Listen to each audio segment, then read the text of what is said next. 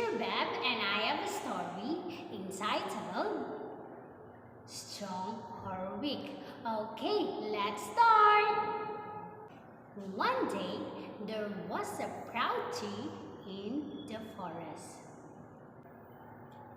He was tall and strong, and there was a small herb next to the tree.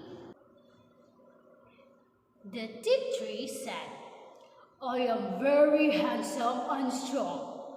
No one can defeat me." Hearing this, the herb said, "Dear friend, too much pride is harmful. Even the strong will fall one day." The teak ignored the herb's words, and he continued to praise himself. "I am very handsome and strong. No one can defeat me."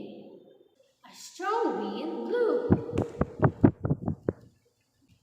Even when it's raining, the tree is strong by spreading his leaves.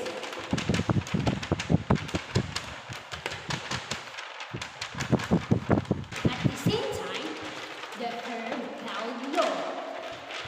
The teak made fun of the herb.